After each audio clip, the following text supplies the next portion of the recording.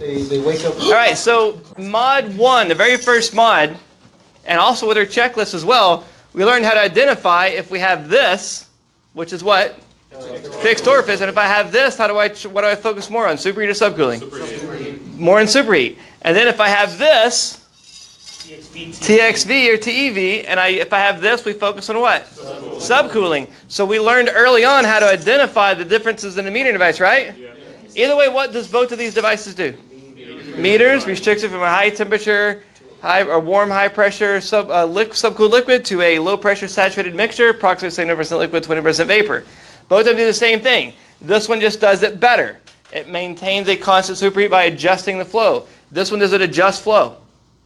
No, it does not. Which one's cheaper? Which one works better? But they're both meter devices, right? Can I have a TXV mounted like this inside?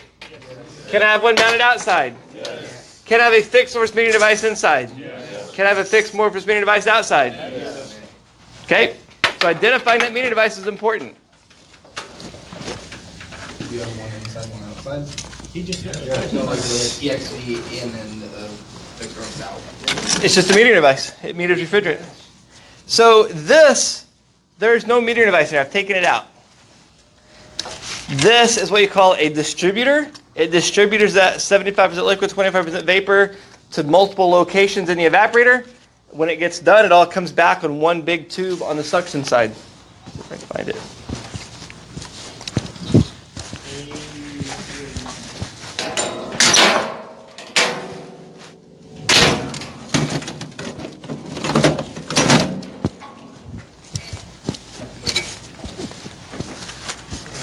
So I got one pipe that turns it into multiple pipes, and then I got multiple pipes that turn back into one pipe.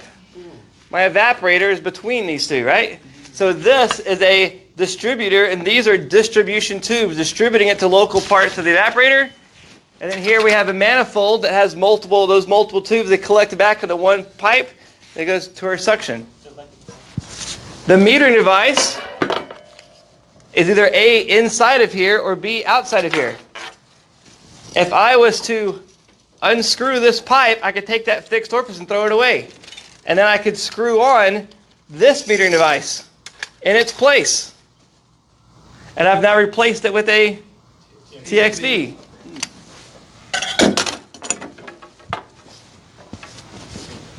You don't have a question? No, it's just the camera was just... Oh! He was posing. Look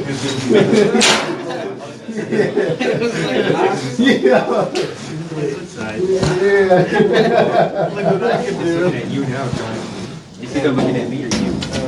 Whichever's closest to Ty right now. Ty edits it, so If you don't move, you can't. mug shots.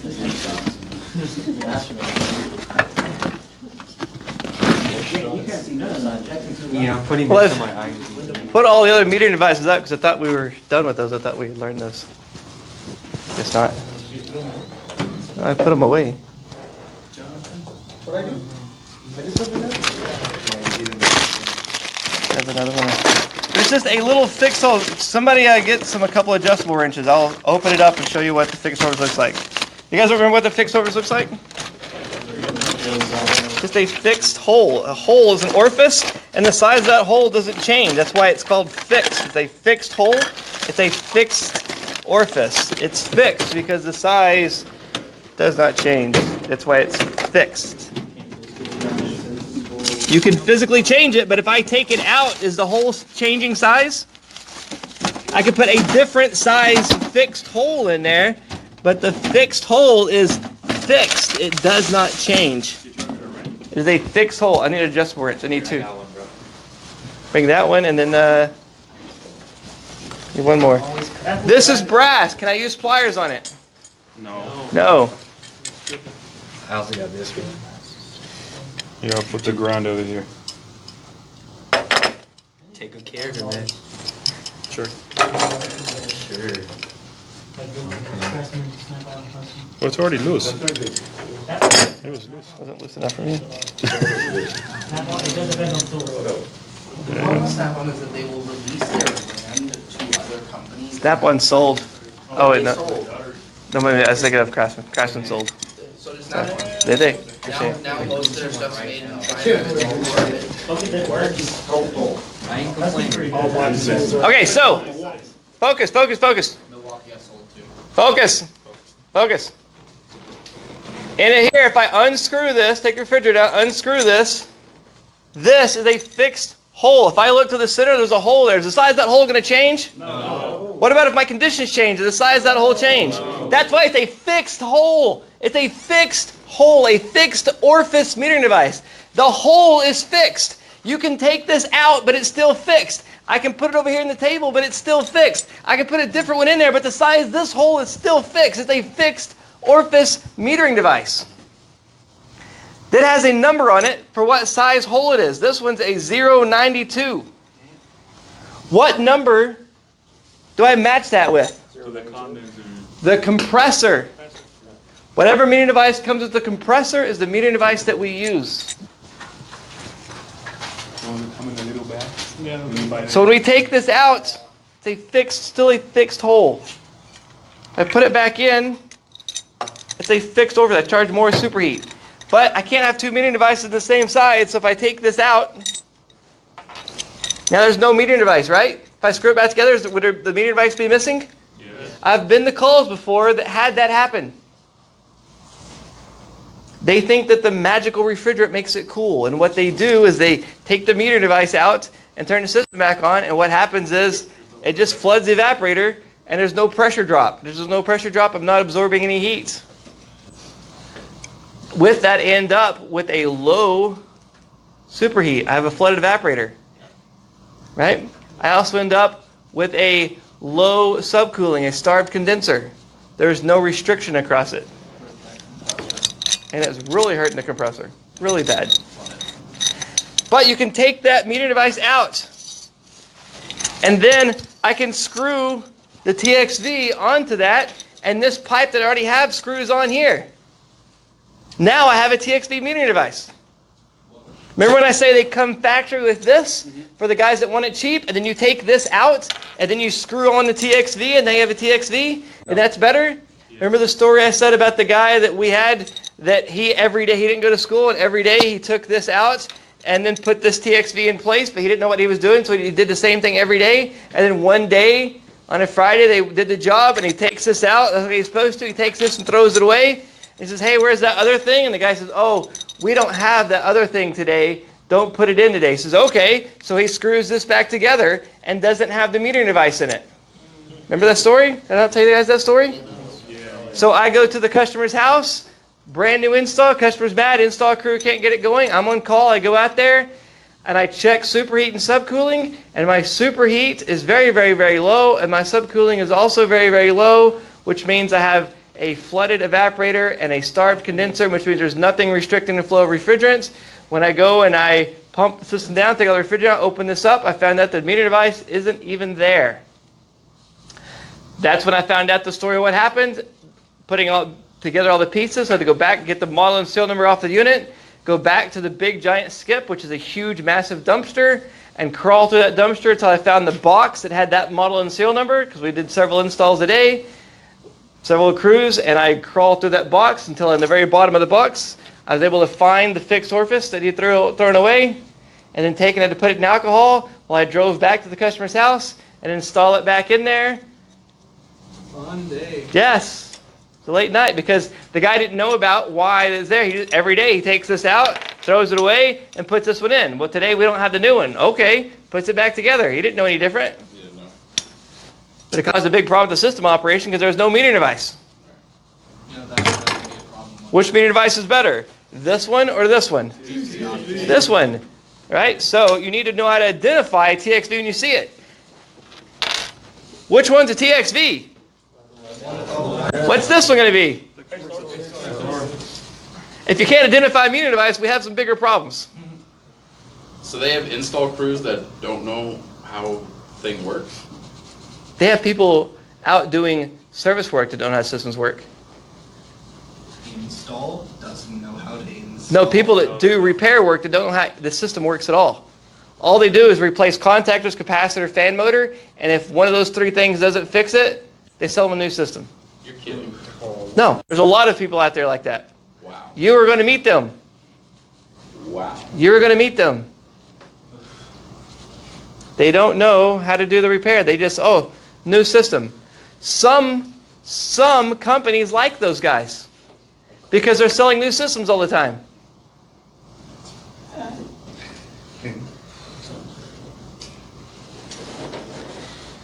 TXV, fixed orifice. Now that we've identified the meter device, let's identify how this one is working like a check valve. On this fixed orifice meter device, on one side right here, see that little piece of Teflon? See how it's shaped like a bullet? See these little grooves on the side. Pass it around so everybody can see that. It needs to come back here. And please do not put anything on that back table when it's done. Put everything here so I can Which way organize does it for the the next. refrigerant flow? I'll show you. There's like a fancy filter camera. Oh, there it goes. It's like over here? Nope, over here. Okay. Well, the problem is when I turn my back to it, it doesn't sense the infrared. Yeah, I need a hat that it so it's always.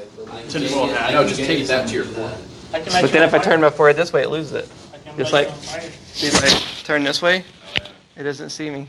It's the infrared. All right, so if I put that fixed orifice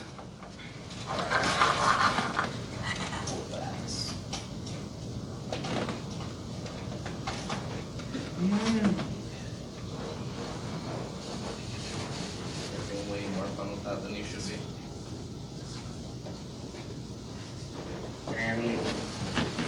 So that fixed orifice metering device is, in this particular one, shaped like a cone with a little Teflon ring right here. And then it has these little edges, and these edges have these little stripes on the sides. When refrigerant's flowing this direction, like in cooling mode, it shoves the two cones together. That Teflon ring seals right here. The refrigerant can only go through the very, very, very, very, very center. It's metering it. In this mode, when refrigerant's flowing the other direction, it pushes it back this way.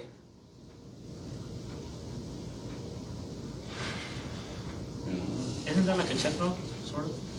Then these little grooves that are on the outside of it, it allows refrigerant to go through the hole in the center, but since it's now pushed back, it allows refrigerant to go through those grooves as well, like it's not even there. It has a little bit of room to move. Hear it? That's that metering device. I can shake it back and forth. When refrigerant's flowing in AC mode, it's shoving it up into that cone. It can only go to the very center. In heating mode, it pushes it out of the way. It pushes it back the other way. It allows refrigerant to go through the center and the outside, and mathematically calculated, it's the same exact size as this pipe right here. How awesome is that? It's like it's not even there. And yes, it works like a check valve without having to have an external separate check valve. How cool is that? Does this move back and forth?